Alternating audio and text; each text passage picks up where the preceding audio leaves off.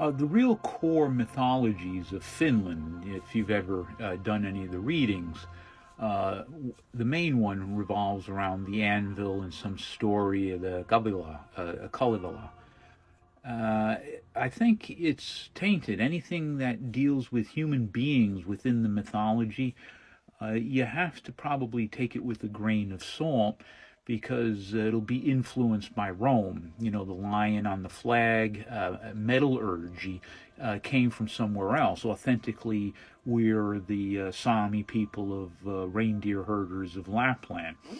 The shaman of the Celtics. You know, we were like that guy from the Viking movie that sits in the cave, you know, that was all blind and throwing chicken bones on the floor. You know, that would be typically what the Sami people were thought of. Outside of that, if you're adding metallurgy, this comes from somewhere else. Obviously, did the Celtics develop metallurgy on their own? We don't know. I think authentically we'll have to go back to the Egyptians. Where was Finland during the time of the Egyptians? I don't think Egyptians are typically thought of as sword-wielding people.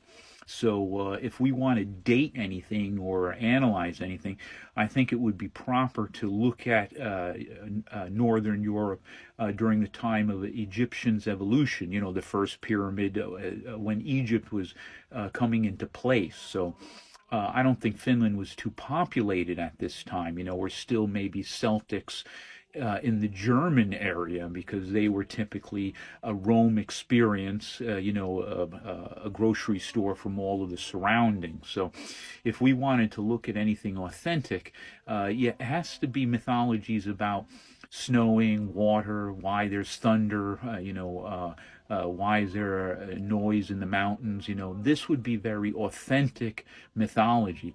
As soon as I think, my opinion, you bring in a human being that's doing something or reacting with the spirits of nature, then you have to think, you know, when and where and what's its origins and the influence, you know. So any metallurgy, I think, would be brought in from somewhere else.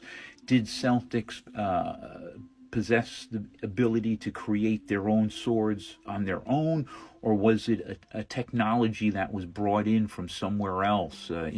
This is really hard to say, you know. So the demarcation, I think, would be the creation of Egypt. You know, what was Finland like during the time of the very first Egyptians, you know, like the first pyramid that was maybe even ever conceptualized, you know.